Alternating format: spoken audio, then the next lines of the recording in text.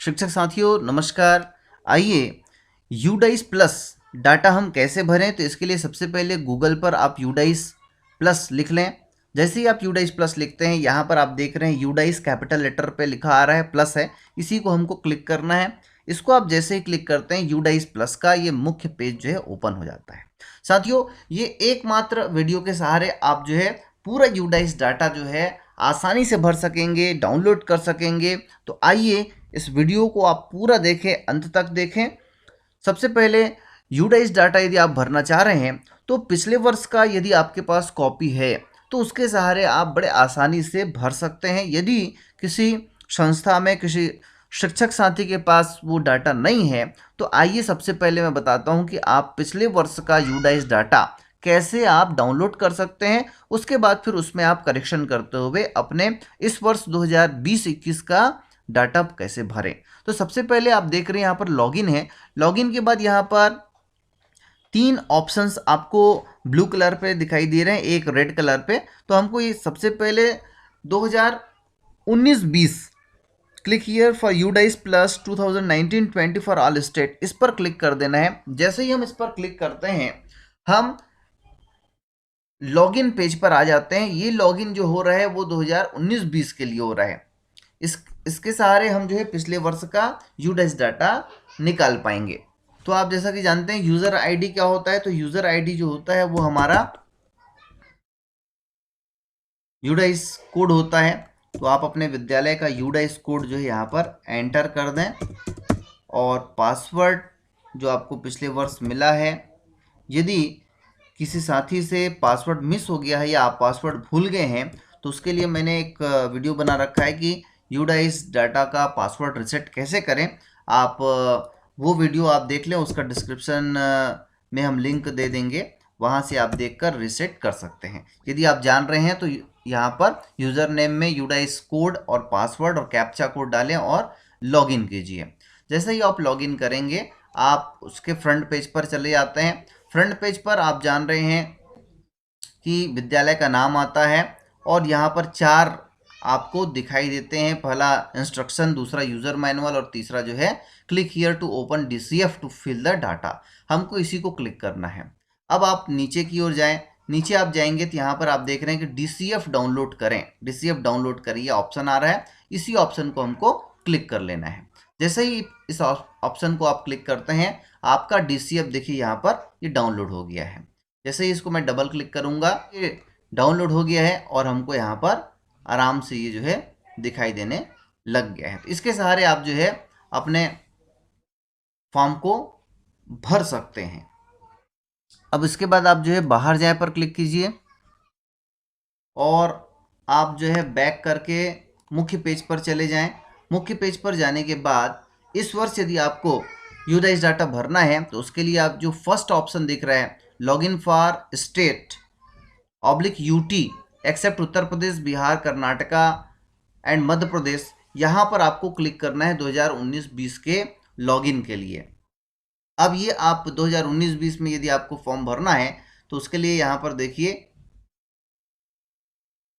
User name, password और captcha code यहाँ पर डालिए और लॉगिन कीजिए। जैसे मैं लॉगिन कर देता हूँ। लॉगिन जैसे ही मैं करता हूँ, आप देखिए होम पेज पर आ गए हैं, और होम पेज पर आने के बाद आप जो है click here to open DCF to fill data, इसको जो आपको क्लिक करना है। यहीं से आपको जो है फॉर्म भरना है।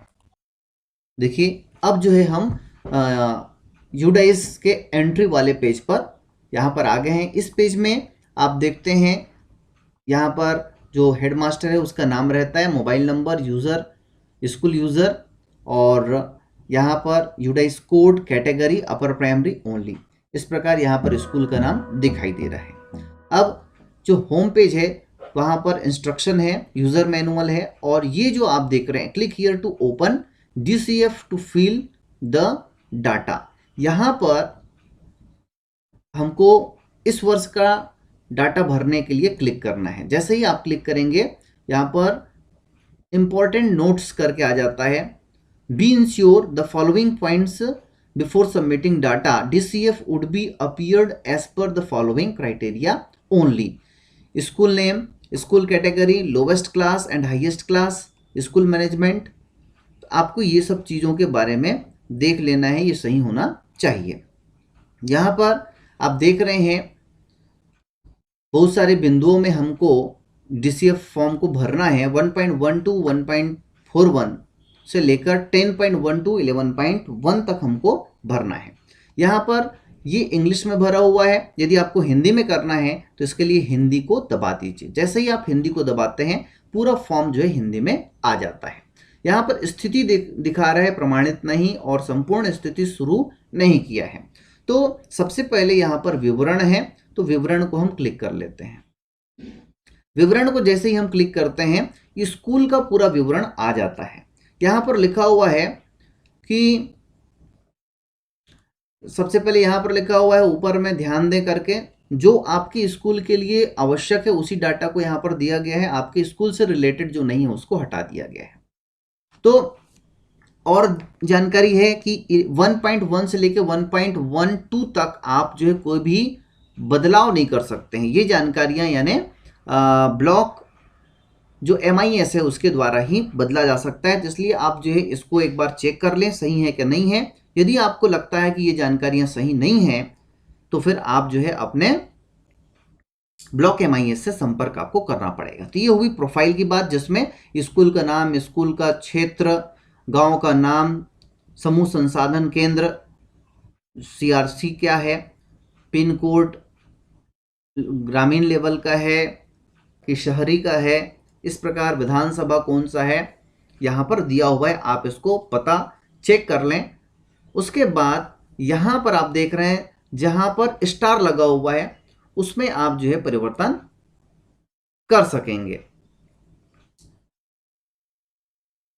यहाँ पर मोबाइल नंबर, स्कूल का ईमेल, ये आप चेक कर लें और आगे बढ़ें। श्रेणी दिया हुआ है यहाँ पर 1.15 से लेकर 1.17 कैन नॉट बी मॉडिफाइड। इसको भी आप जो है मॉडिफाई नहीं कर सकते हैं। यहाँ पर दिया गया है स्कूल की श्रेणी, स्कूल में सबसे छोटी और बड़ी कक्षाओं की संख्या, कौन सी कक्षा है उसको आपको यहाँ पर दर्ज करना है। स्कूल का प्रकार, स्कूल का प्रबंधन कोड, अनुभाग, कितने कितने अनुभाग हैं उसकी संख्या आपको भर देनी है। वार्षिक स्थिति, स्कूल की स्थापना यहाँ पर दिया गया है। स्कूल को मान्यता मिलने का वर्ष कब है वो आप यहाँ पर अंकित करेंगे।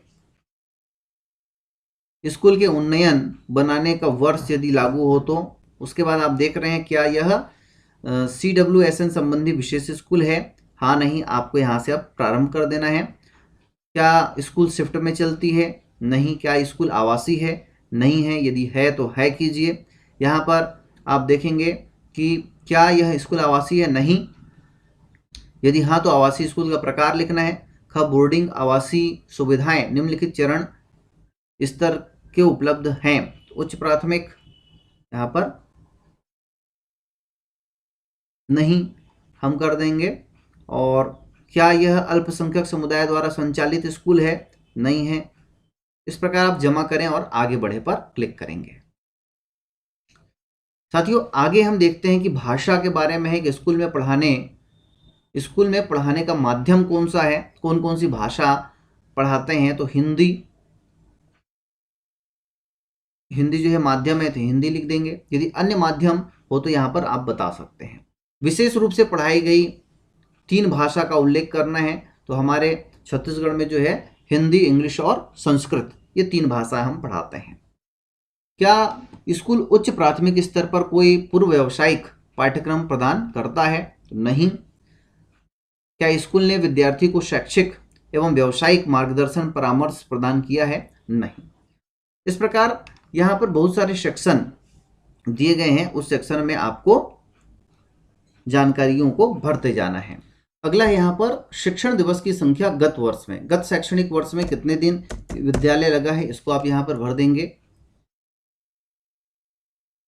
उसके बाद बच्चों के लिए औसत समय कितना मिला था, यहाँ पर आप उसका उल्लेख कर देंगे। शिक्षकों के लिए कितना समय, कितना क्लास शिक्षकों ने लिया है, कितना घंटा पढ़ाया है, वो आप यहाँ पर दर्ज कर देंगे। भाषा के बाद आप इस तरफ यदि देखें तो क्या स्कूल तक सभी मौसम में पहुँचने योग्य सड़क है, हाँ नहीं, स्कूल से दूरी वूरी ये सब आप भर दें, जमा करें और आगे बढ़ें।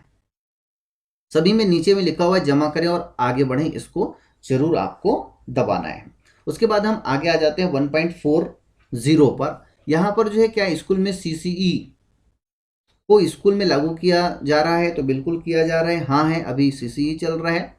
संधारण रिकॉर्ड जो है किया जाता है कि नहीं किया जाता है रिकॉर्ड का, तो हाँ, और यदि हाँ तो छात्रों के संचयी रिकॉर्ड उनके माता पिता से साझा किए जाते हैं कि नहीं, तो यहाँ पर हाँ हम भरेंगे। 1.43 में देखते हैं क्या कोई स्कूल से बाहर वाले बच्चे out of school children school में नामांकित हैं और विशेष प्रशिक्षण ले रहे हैं, तो इस प्रकार के कोई छात्र यदि हैं तो आप हाँ कीजिए, नहीं है तो नहीं पर क्लिक कीजिए। इसके बाद आगे हम बढ़ जाएंगे 1.44 वर्तमान वर्ष में उपचारिक प्रशिक्षण ले रहे विद्यार्थियों की संख्या, यदि ऐसे बच्चे हैं तो आप यहाँ पर संख्या डालें या तो फिर 0। शैक्षिक सत्र कब शुरू होता है, माह बताएं, तो हमारा जो है जून में होता है, तो आप जून कर दीजिए। पहले से भरा हुआ आएगा, ये आपको कुछ नहीं करना है, उसको चेक करना है, आगे बढ़ जाना है। 1.46 में आ जाते हैं। अगला जो है क्या वर्तमान शैक्षणिक वर्ष में पाठ्य पुस्तकों का सेट पूरा आपको प्राप्त हुआ था, तो हाँ, और कब प्राप्त हुआ था, तो हम जो है इसको जून में कर देते हैं। क्या स्कूल को गत शैक्षिक वर्ष में ग्रेडेड अनुपूरक सामग्री सप्लीमेंट्री मटेरियल आपको प्राप्त हुई थी, तो आप यहाँ पर हाँ नहीं में जवाब उसका दे देंगे। आगे हम देखते हैं कि निःशुल्क पाठ्य पुस्तकों, शिक्षण प्रशिक्षण सामग्री, TLM और खेल सामग्री उपलब्धता वर्तमान शैक्षणिक वर्ष में, तो निःशुल्क पाठ्य पुस्तकों का सेट आपने प्राप्त किया है, तो यहाँ पर हाँ कर दीजिए। TLM आपके पास उपलब्ध हैं तो हाँ कीजिए। और तीसरा है क्या प्रत्येक ग्रेड के लिए खेल सामग्री, खेलकूद और स्पोर्ट उपकरण है, तो हाँ या नहीं, यहाँ पर आपके विद्यालय में जो उपलब्धता है उसके हिसाब से हाँ या नहीं पर आप क्लिक कीजिए। अगला यहाँ पर हम देख रहे हैं गत शैक्षणिक वर्ष में के दौरान स्कूल के दौरों की संख्या, कितने आपके विद्यालय में निरीक्षण किया गया है उसकी जानकारी यहाँ पर आप भर दें। CRC के द्वारा कितना आपके विद्यालय में निरीक्षण किया गया है वर्ष भर में, ब्लॉक स्तर के अधिकारी के द्वारा कितना किया गया है, यहाँ पर आखिरी जो है वो स्टेट और राज्य के अधिकारियों के द्वारा, यदि आपके स्कूल में इंस्पेक्शन किया गया है तो आप उसकी संख्या भरें। हो जाने के बाद जमा करें और आगे बढ़ें। जैसे ही आप जमा करें और आगे बढ़े पे जाते हैं, प्रबंधन के बारे में यहाँ पर आ जाता है, मैनेजमेंट के बारे में।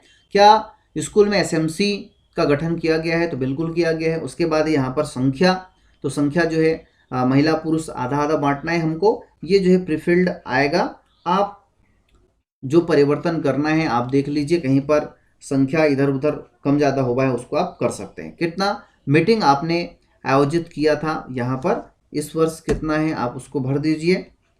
उसके बाद योजना आप तैयार कर रहे हैं नहीं कर रहे हैं, बैंक डिटेल यहाँ पर दिया गया है, वो सब पहले से भरा आएगा। यदि उसमें कोई परिवर्तन करना है तब आप उसको कर सकते हैं, नहीं तो वही रहेगा। जमा करें और आगे बढ़े पर क्लिक कीजिए। इसके बाद आ जाता है कक्षा, स्कूल में भौतिक सुविधाएं और उपकरण के बारे में।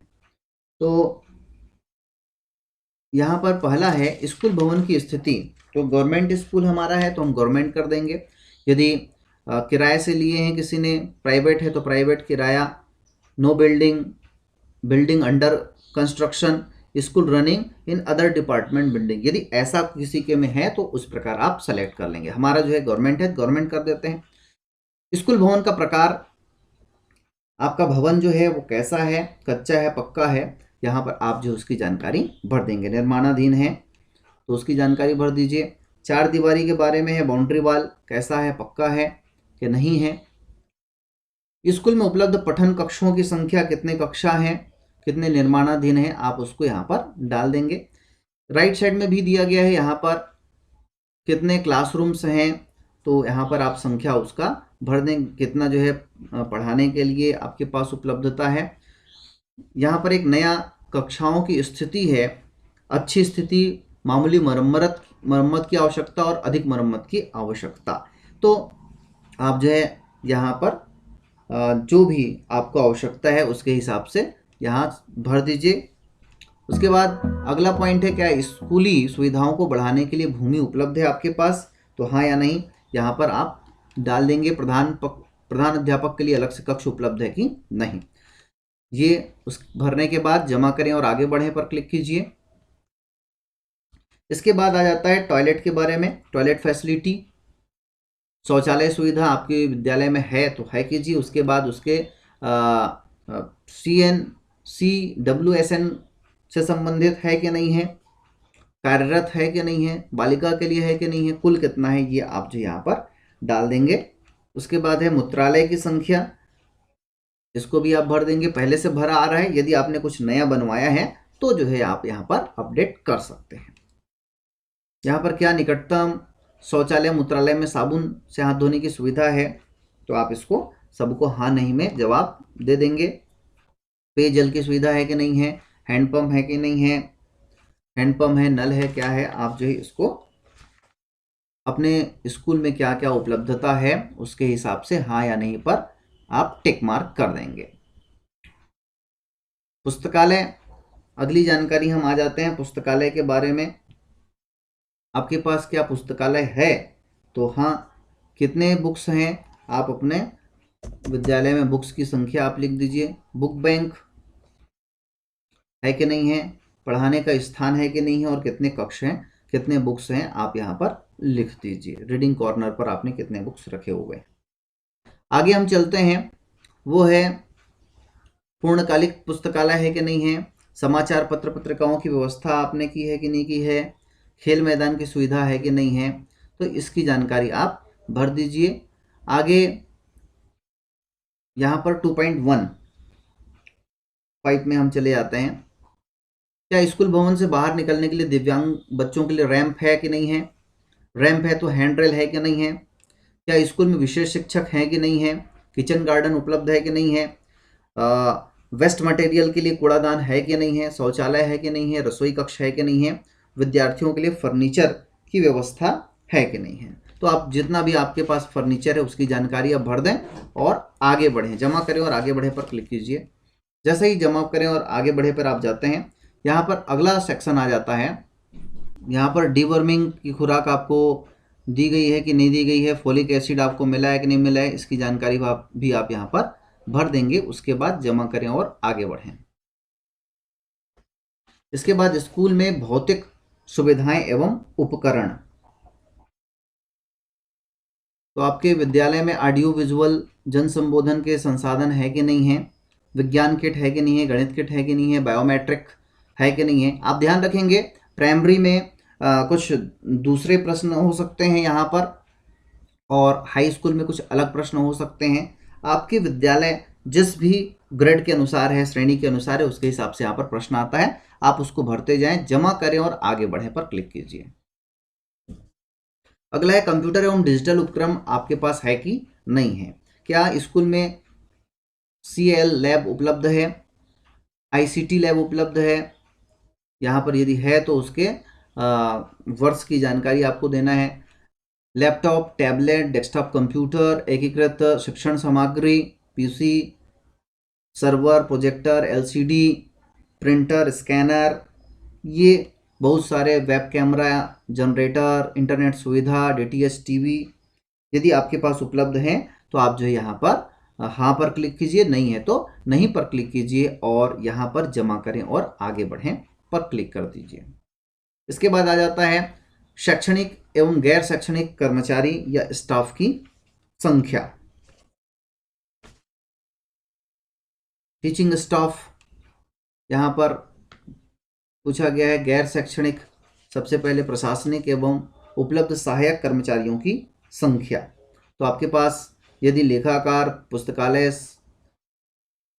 सहायक, प्रयोगशाला सहायक, क्लर्क, LCD, चपरासी, रात्रि चौकीदार उपलब्ध हैं तो आप संख्या यहाँ पर भर दीजिए। इसके बाद है मौजूदा शिक्षकों की संख्या, शिक्षकों की संख्या कितनी है आप भर दीजिए। संविदा टीचर कितने हैं, यहाँ पर जो भी पूछा गया है आप उसको भर दीजिए। अंशकालिक कितने हैं, पूर्णकालिक कितने हैं, कितने के पास आधार है, यहाँ पर भरने के बाद जमा करें और आगे बढ़ें। तो अधिकतर जानकारियाँ आपको पहले से भरी हुई इसमें मिलेंगी। यदि कोई अपडेशन करना है तो यहाँ पर आप कर सकते हैं। अब ये महत्वपूर्ण चीज़ आप देख रहे हैं शिक्षकों के संख्या के बारे में। यदि आपको और शिक्षक बढ़ाने हैं, जैसे इस विद्यालय में 3 शिक्षक हैं, रेगुलर टीचर 3, आपको और यदि करना है तो जोड़े कीजिए, पूर्ण के रूप में चिन्हित कर आगे बढ़ें। यदि सभी जो है सही हैं तो आप जो है यहाँ पर टिक करके आगे बढ़ सकते हैं। आइए तो इसको पहले हम एडिट कर लेते हैं, क्योंकि हर वर्ष इस वर्ष जो है प्रशिक्षण नहीं हुआ है, हमको 0 भरना है। तो आप जो है जिस भी प्रकार की आपको इसमें सुधार करनी है आप सुधार कर सकते हैं। जैसे हम देख रहे हैं तो यहाँ पर सभी जो है सही भरा हुआ है, केवल हमको देखना है प्रशिक्षणों की संख्या को। बीआरसी सीएससी डाइट में आपने क्या प्रशिक्षण लिया है, तो यहाँ पर हम जाते हैं जमा करें पर, हमको सभी को जो है यहाँ पर एडिट करना होगा। तो आइए हम एडिट कर लेते हैं। एडिट करने के बाद जमा करें। आपको कोई सुधार नहीं करना है, फिर भी आपको ये काम करना पड़ेगा। देख रहे हैं कि यहाँ पर स्थिति दिया गया है, पूरा कर लिया, पूरा कर लिया। बीच में यदि आपका कुछ कारण से नेट स्लो हो जाता है या कुछ कारण से आप जो है लॉग आउट हो जाते हैं, तो आप डायरेक्ट यहाँ पर आप देखिए कार्य प्रगति पर है, तो यहाँ पर उसी को क्लिक कर लीजिए। जैसे ही आप क्लिक करेंगे, जहाँ से आपका काम रुका हुआ था वही उसी पेज पर आप आ जाते हैं। आप देख रहे हैं यहाँ पर शिक्षकों का मैंने एडिट कर दिया है। अब हमको आगे जाना है तो आगे के बटन पर क्लिक कर देते हैं। अब आगे हम देखते हैं कि वर्तमान शैक्षणिक सत्र में नामांकन सामाजिक श्रेणी के हिसाब से, हमको एसटी एससी और जनरल के हिसाब से बच्चों की संख्या वर्तमान सत्र का हमको यहाँ पर डालना है। तो आइए हम विद्यालय का जो हमको करना है, जितनी जितनी संख्या में हमको बॉयज़ गर्ल्स है यहाँ पर एसटी एससी और क्लास के हिसाब से उसको हम यहाँ पर भर देते हैं। टोटल खुद से यहाँ पर आ जाता है, बॉयज़ एंड गर्ल्स और टोटल। जमा करे का बटन दिया हुआ है, जमा करे के बटन पर क्लिक कर देंगे, वो डाटा जो है सेव हो जाएगा। दूसरा है कुल नामांकन में से निम्नलिखित अल्पसंख्यक समुदाय से संबंधित नामांकन का विवरण। यदि आपके स्कूल में अल्पसंख्यक बच्चे हैं तो आप यहाँ पर उसकी संख्या भर दीजिए। यदि नहीं है तो 00 लिखा होगा, उसको जमा करें बटन पर क्लिक करें। इसके बाद तीसरा है कुल नामांकन में से आधार नंबर वाले और बीपीएल श्रेणी के छात्रों की संख्या प्रदान कीजिए। हैविंग आधार नंबर आपके स्कूल में कितने बच्चों के पास है, तो आप जो है उसका यहाँ पर एंट्री कर दीजिए। इसके बाद ट्रांसजेंडर यदि आपके विद्यालय में कोई है तो आप यहाँ पर संख्या लिखें, यहाँ पर जमा करें के बटन पर क्लिक कर दीजिए। ये तीनों को हमको बारी बारी से जमा करें बटन पर क्लिक करना है। उसके बाद अंत में पूरा आगे के बटन पर हम क्लिक कर देंगे। अब आ जाता है अगला 4.3। यहाँ पर बताया गया है वर्तमान शैक्षणिक सत्र में कक्षा के तहत नामांकन आयु पूर्ण वर्ष में कौन कौन से आयु वर्ग के बच्चों का वर्तमान सत्र में आपके पास उपलब्धता है, उसके हिसाब से यहाँ पर आप भरेंगे। इस प्रकार हम जो है आयु के अनुसार कक्षा, आयु और कक्षा के अनुसार हम जानकारी भर देंगे और जमा करें और आगे इस बटन पर क्लिक कर देंगे। कक्षा अनुसार बच्चों की संख्या है, ये लिखा हुआ आ गया है जो हम पहले भरे हैं वो, इसको आगे जमा करें और आगे बढ़े पर हम क्लिक कर लेंगे। वर्तमान शैक्षणिक सत्र में कक्षा के तहत यदि रिपीटर्स हैं तो उनकी संख्या हमको यहाँ पर भरनी है, नहीं है तो 00 करके जमा करें। इसके बाद अगला है कुल नामांकन में से निम्नलिखित अल्पसंख्यक समुदाय संबंधित नामांकन का विवरण। यदि होंगे तो मुस्लिम, क्रिश्चियन, सिख, बुद्धिस्ट, पारसी, जैन और अदर्स के बारे में हमको क्लास में कितने बच्चे हैं उसकी संख्या भरनी है, नहीं है तो 00 करके जमा करें। अगला जो है पॉइंट है वो है 4.6। यहाँ पर है विशेष जरूरत वाले बच्चों की संख्या। आपके में यदि कोई बच्चा है जो विशेष आवश्यकता वाला है, विकलांगता की श्रेणी में आता है, तो आपको यहाँ पर दिया गया blindness, low vision, hearing impairment, speech and language, locomotor disability, mental illness, specific learning disabilities, जिस भी कैटेगरी से रिलेटेड आपके स्टूडेंट्स हैं, आप जो यहाँ पर उसकी संख्या को भर देंगे। यदि नहीं है तो आप जो है इसको 0 करके जमा करें और आगे बढ़े पर क्लिक करें। नेक्स्ट पॉइंट है बच्चों को दी गई सुविधाओं के बारे में। 5.2 कितने टेक्स्ट बुक आपने बांटे हैं कैटेगरी वाइज, उसको आपको भरने हैं। यहाँ पर हम भर देते हैं। इस प्रकार आपने जितने जितने बच्चों को, आपके पास टोटल जितने बच्चे हैं उस हिसाब से आप यहाँ पर भरें और जमा करें के बटन पर क्लिक कीजिए। नेक्स्ट आप 5.3 में पहुँच जाएंगे। CWSN को दी गई सुविधाएं, यदि आपने सुविधा बच्चों को दिया है, कोई सामग्री आपने बांटी है, हियरिंग एड्स के बारे में है यहाँ पर, braille books, braille kit, low vision, hearing aid, braces, crutches, wheel chair, tricycle, caliper, escort, stipend, जो भी आपने दिया उसकी जानकारी यहाँ पर भर दीजिए। नहीं दिया है तो 0 करके जमा करें और आगे के बटन पर क्लिक कीजिए। इसके बाद है प्रारंभिक स्तर पर वार्षिक परीक्षा के परिणाम। कक्षा 8वीं का गत वर्ष, यहाँ पर जो है पिछले वर्ष का हमको रिकॉर्ड भरना है, ये आप ध्यान में रखेंगे। परीक्षा फल है, यह भी जो है समुदाय के अनुसार है, कैटेगरी वाइज हमको रिजल्ट भरना है। तो आप देख रहे हैं बालक बालिका कैटेगरी के हिसाब से आपके विद्यालय में जो जो कैटेगरी के बालक बालिका हैं, आप जो है उनकी संख्या यहाँ पर भर देंगे। जानकारी जो है गत वर्ष का हमको भरना है, यहाँ पर इस बात का हम ध्यान रखेंगे। उसके बाद 60% से ज़्यादा वाले बच्चों की जानकारी यहाँ पर हमको भरनी है। इसके बाद हम आगे आ जाते हैं 8.1 में। वित्तीय वर्ष 19-20 सरकारी और सरकारी सहायता प्राप्त स्कूलों के दौरान स्कूल और व्यय द्वारा प्राप्त अनुदान, कितना कितना आपको अनुदान प्राप्त हुआ है।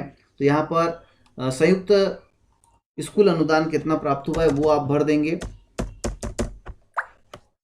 पुस्तकालय अनुदान यदि आपको प्राप्त हुआ है तो आप वो भर दें, कितना आपको मिला है और आपने कितना व्यय किया है यहाँ पर हमको भर देना है।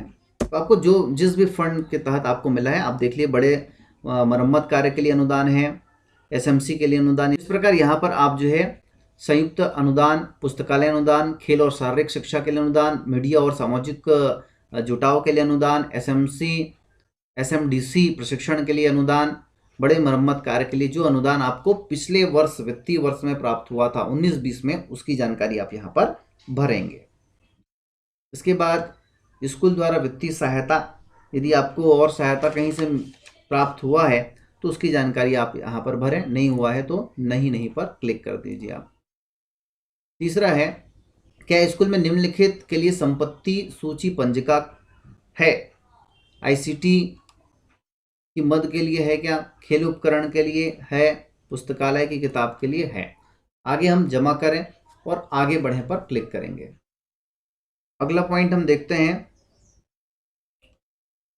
PGI और अन्य संकेतक क्या है, इसमें देख लेते हैं। कितने ऐसे शिक्षक हैं जिनके पास आधार है अथवा जिनकी विशिष्ट ID किसी इलेक्ट्रॉनिक डेटाबेस में अध्यारोपित है, उसकी संख्या। क्या स्कूल में विद्यार्थियों की उपस्थिति इलेक्ट्रॉनिक रूप से लेने के लिए कोई उपयुक्त प्रणाली है? हाँ। क्या स्कूल में शिक्षकों की उपस्थिति इलेक्ट्रॉनिक रूप से एकत्रित करने की कोई प्रणाली है? हाँ। क्या स्कूल का मूल्यांकन पूरा कर लिया गया है? क्या स्कूल में मूल्यांकन के आधार पर सुधार योजनाएं बनाई गई हैं? क्या स्कूल में PFMS के तहत पंजीकृत है? तो इसकी जानकारी हाँ या नहीं में आप दीजिए। क्या स्कूल में यूथ क्लब का गठन किया गया है?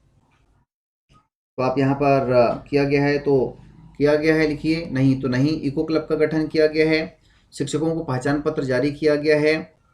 उसके बाद अगला पॉइंट है आपदा प्रबंधन की तैयारी, संरचनात्मक सुरक्षा, लेखा परीक्षा की गई है कि नहीं की गई है, CCTV कैमरा उपलब्ध है, अग्निशमन, स्कूल में सुरक्षा हेतु नोडल शिक्षक है क्या, आपदा की तैयारी के लिए प्रशिक्षण दिया गया है क्या। इस प्रकार जो है आत्म सुरक्षा के प्रशिक्षण यहाँ पर दिया गया है, तो उसको आप हाँ या नहीं पर क्लिक करें और जमा करें और पूर्ण करें के बटन पर क्लिक कीजिए। इस प्रकार आप देखते हैं कि हमारा जो यूडाइस डाटा है वो हमने कंप्लीट भर लिया है। यहाँ पर आप देख रहे हैं कुछ में पीला निशान लग रहा है, इसका मतलब जो है यहाँ पर ये जो है पूरा नहीं हो पाया है। इसको हम क्लिक करेंगे और इस सेक्शन पर चले जाएंगे।